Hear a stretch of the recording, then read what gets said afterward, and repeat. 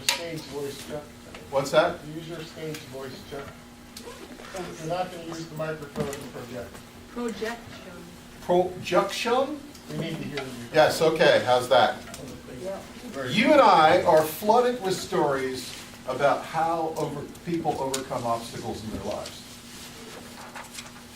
You can't turn on 700 Club every single day without being bombarded with God doing something to fix something that somebody messed with. Our own Gordon Douglas.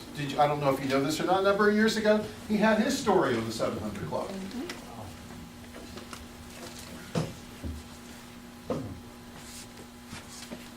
Everybody in this room knows a guy. You know? I know a guy. If they aren't the guy. If they aren't the guy. I mean, come on, think about it. Think about your Christian life and how you rub shoulders with people all the time. And you run into somebody on a regular basis that goes, wow, man, but the grace of God. God pulled this off. God fixed this. God overcome this. God healed this. You know? Those stories can be bigger than life.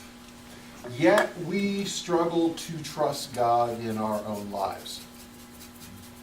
We can't seem, it's called the process of transferal. We can't seem to transfer His blessing to the application of our lives. It's tough. Here's a verse. Just starting out with a verse this morning. Romans 8:28. And we know that all things God works for the good of those who love Him, who have been called according to His purpose. All things. It doesn't leave anything to question. The fact that if you've been called, He loves you. By the way, if you haven't been called yet, He still loves you.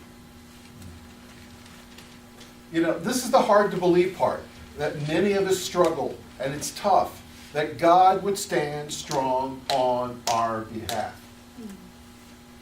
There it is. It's just, it's hard. You know, Joy and I run a relief organization. That's basically what LifeWorks is. If I only had one crash and burn story a week, it'd be nice. Sometimes we're bombarded with daily of things that are going on in people's lives. We partnered with Phil Abundance a number of years ago, and it failed miserably. It just didn't work for us. And then we dropped the partnership, and 4 years later we came back and said, you know, we're to a place now, I think we can really work with you. And say, sorry, no, one shot. You can only do it one time, and when we figure out that we can't work together, there's no coming back. Nice. Year later, I'm at a county meeting, and a young lady from Phil Abundance, the new person, comes up and she says, why aren't you partnering with us? I said, you told me you wouldn't want us. She goes, who said that? She goes, well, we have all new management. Those crazy people have gone away. We want to work with you. So we went through the process, and Lord knows since last October we have now moved about 14,000 pounds of food through them. And we applied for a grant. Now, my personal experience with grant writing has been, not good. Joy did the application, sent it in, and this week we were awarded a brand new commercial freezer, refrigerator that they're going to buy, they're going to deliver, and they're going to set up. They've been there. They're buying us an HP printer, laser printer, and a dedicated laptop for our pantry so the pantry can be completely high tech. No, I don't have to use my own technology. Hey. That's $6,000 worth of stuff. Praise God. And that's a culmination of 7 years. So I want you to understand something today. God works in crisis. If He can't teach you any other way, you're going to have stuff happen. and he's going to get your attention. It's tough. Have you ever noticed, I mean, really, have you ever noticed in your own personal life that God sometimes will just stick his finger in the middle of whatever you're doing, and it goes... Now, you can choose to get angry at that, or mad at that, or realize the fact that that's how God works. God works through the hard places.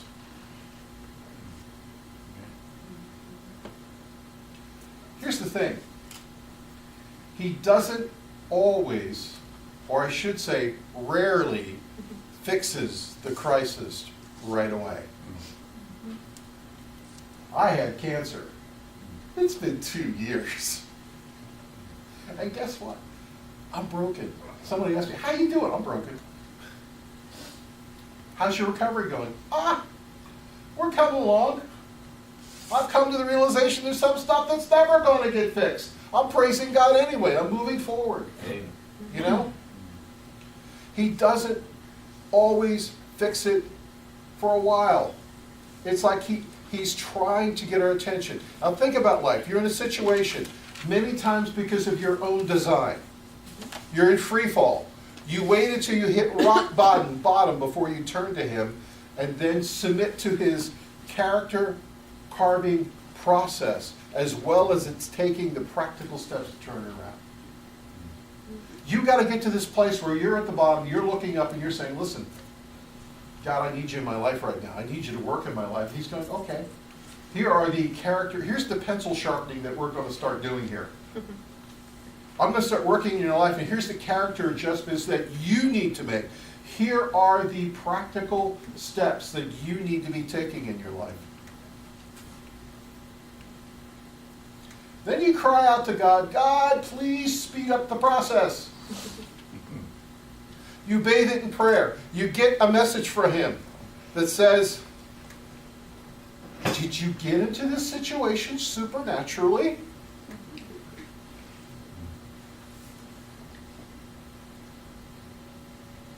It's then that we understand that God is a God of love.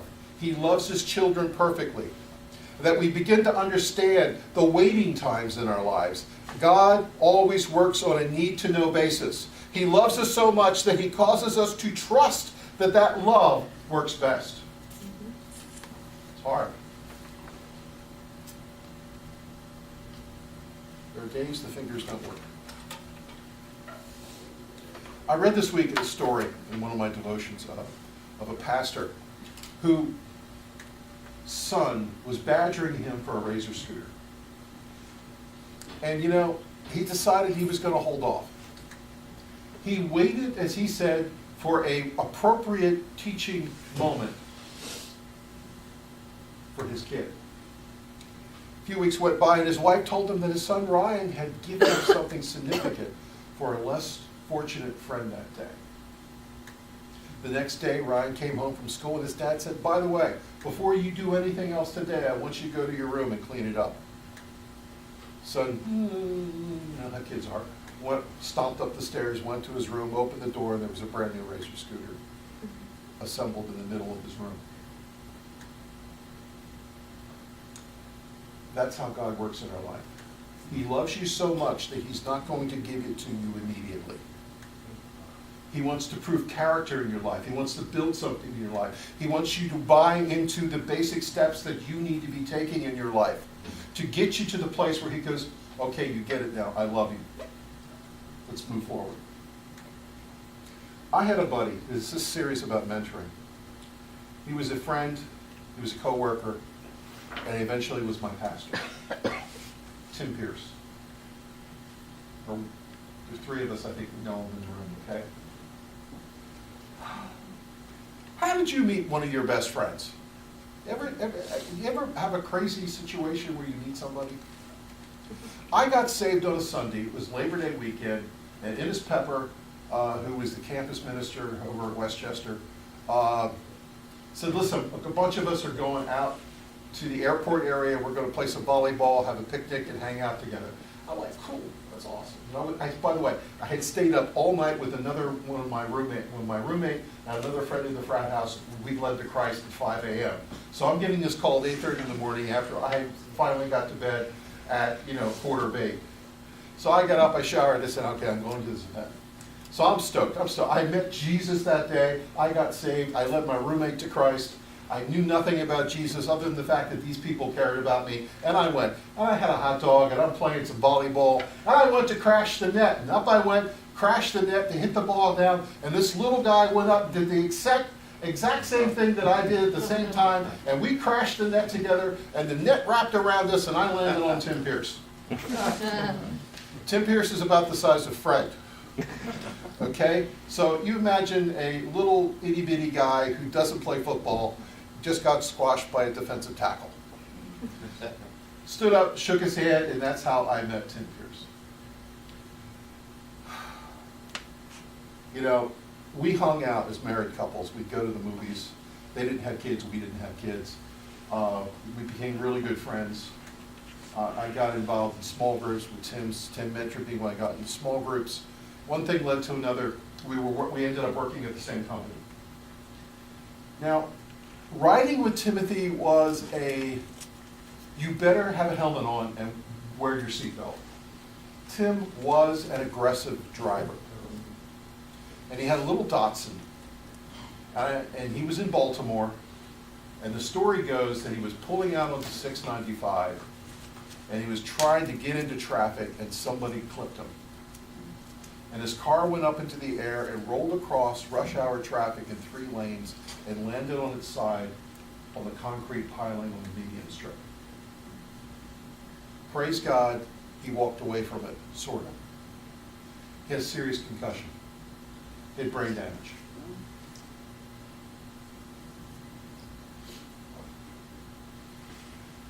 Tim, at the time, as being a friend, I knew he was seeking God. I knew he was pressing in on his call. He was trying to figure out, am I just called to be a business guy, or am I called to be a pastor? Church we were going at the time was a pretty good sized church, and they had a prayer chapel that was open 24 hours a day, that you could, separate entrance, you couldn't get anywhere else but in this little prayer chapel. And at the time, I had left the job where Tim was working, and I was working for another company. I was nearby. And I'd go a couple times a week for prayer at lunchtime. I had this thing where Thursdays was my fast day. I would fast, and instead of eating lunch, I would go and pray. And Tim was there for months. He would just show up random hours and just stay for hours, praying and seeking God's face. God, he'd be there, and it would break my heart because he's crying out, God, heal the pain in my hair. Heal the swelling. Heal this. Heal this, heal this, begging God. And it could have been over a year.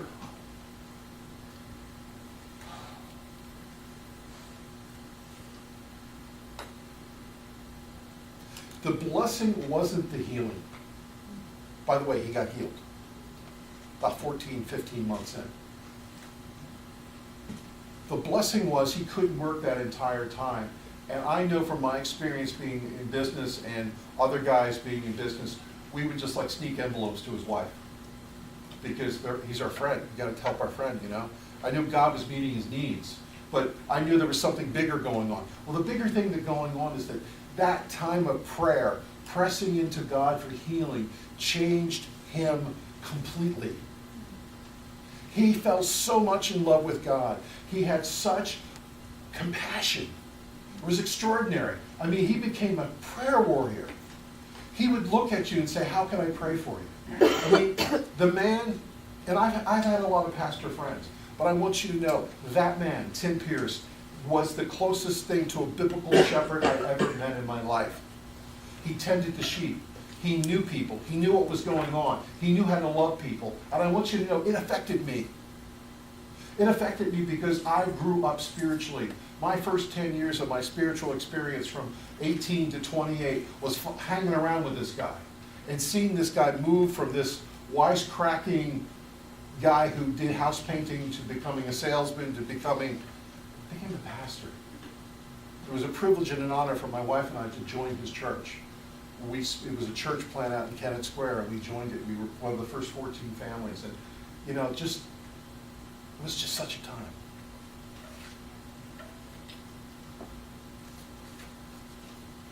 You see, the word that I want to give you this morning, I've had to learn the hard way.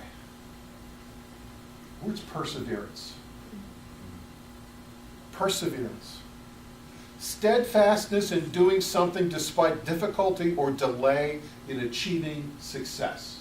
Let me repeat that again.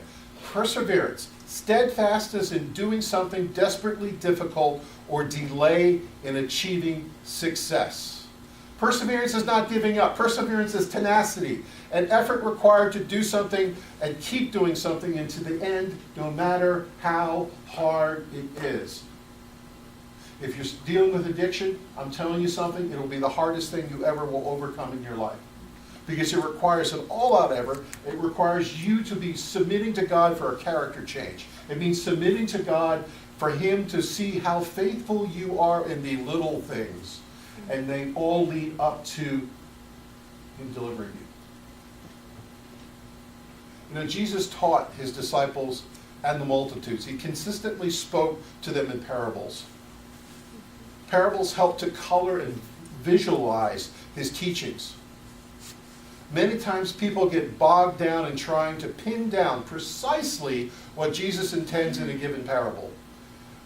In Luke 18, I'm not going to keep you long. In Luke 18, it talks about this.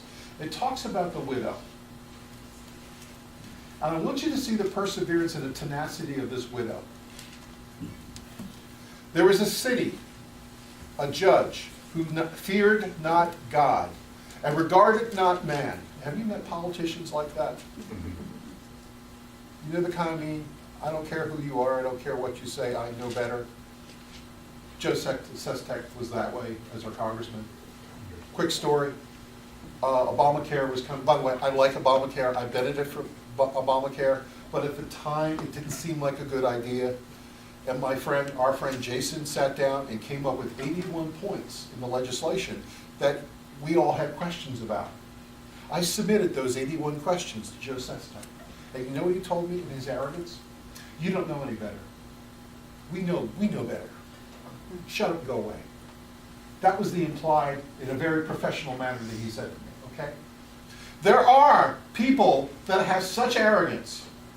And this was a judge that was that kind of way.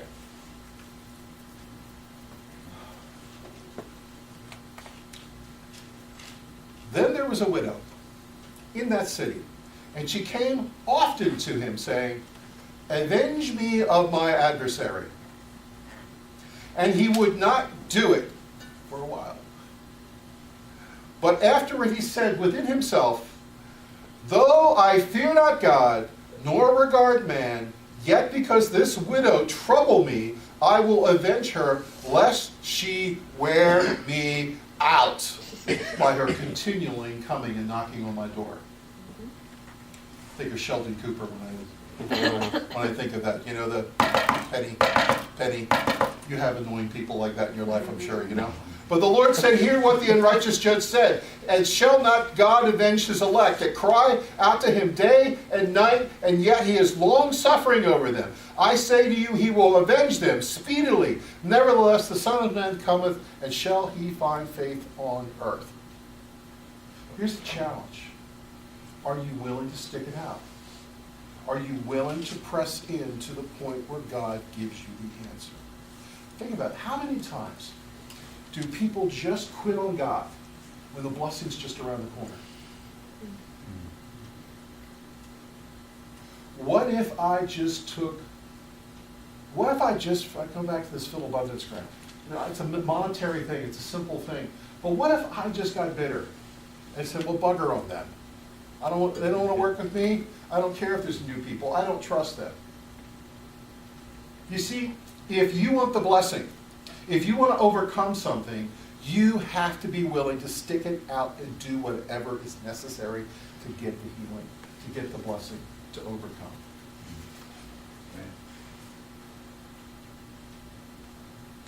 In 17:22 of Luke, Jesus says, he speaks to his disciples and desires them to learn that they should always pray and should not faint or lose heart.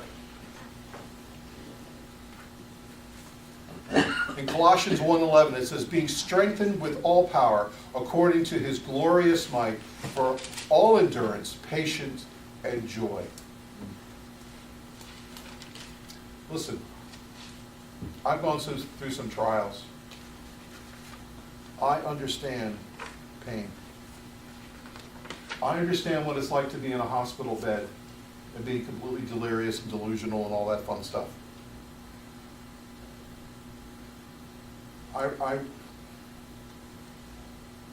I had a tube down my nose into my stomach. And I was so paranoid and was so upset that I ripped it out. You know what the doctor told the nurse, and I heard him say this? Just let him die. Few days later, I was in such bad shape, they told my wife, just walk away. There was a point in time and one night, and there was a nurse named Dennis. I owed Dennis my life because my veins were shutting down. I was laying in bed, completely incapacitated. And basically what happened was the entire nursing staff in the ICU, yes, that room, and the doctors left. They left me to die. Dennis wouldn't quit. And Dennis spent 6 hours trying to get a couple IVs into me to get me fluids and the medicine I needed for me to survive. And he succeeded. I remember laying in bed and being told, I'm sorry, your kidney's not working, the one you have left, and you might be on dialysis the rest of your life if you live to see the day. I remember going to dialysis, and it's 4 hours of them taking 2 liters of fluid out of your system. And you're so exhausted, you're so wiped out, you're laying in bed, and all you can do is dry tears, crying out to God, God, if this is what life is going to be, I don't want to live.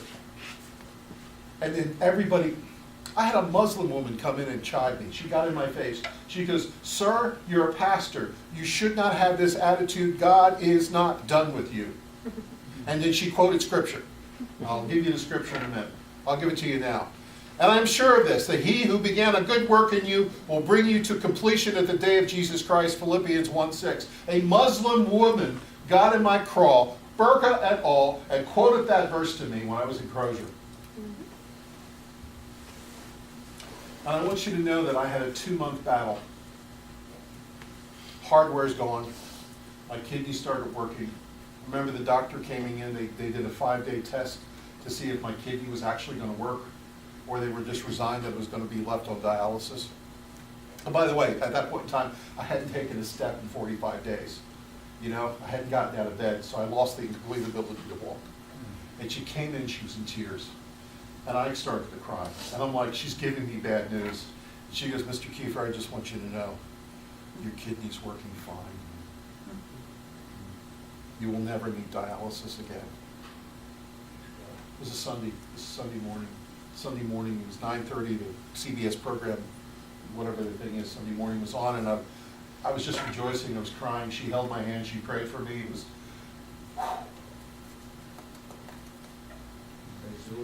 I want you to hear something this morning. God is not done with you yet. There's a song. We don't have technology this morning, so I'm going to read you the lyrics. Because I want you to hear the lyrics. It's basically by Taryn Wells. It says, God's not done with you yet. Standing in your ruins feels a lot like the end. So used to losing, you're afraid to try again. Right now, all you see are ashes when I was aflame. The truth is, you've not forgotten, because the grace of God knows your name. God's not done with you. Even with your broken heart and your wounds and your scar, God is not done with you. Even when you're lost and it's hard and you've fallen apart, God is not done with you. It is not over. It's only begun. So don't hide, don't run, because God is not done with you. Perseverance. If you don't have it, you need it. Because there's going to be many times in your life that you're going to have to suck it up. Listen, I am not a pull you up by the bootstraps kind of guy. I understand the grace of God. I understand God's intervention. I understand God's mercy and God's grace. But I want you to know there are times when God is going to have come to you and you're in the midst of a crisis, and He's going to say, how much do you want it? And you're going to have to learn the character lessons. You're going to have to take those baby steps of the foundational little things that you have to do. And God's going to see your faithfulness. He's going to hear your cry. And just like a father who didn't want to award that scooter just too soon, will sit back and say, he gets it.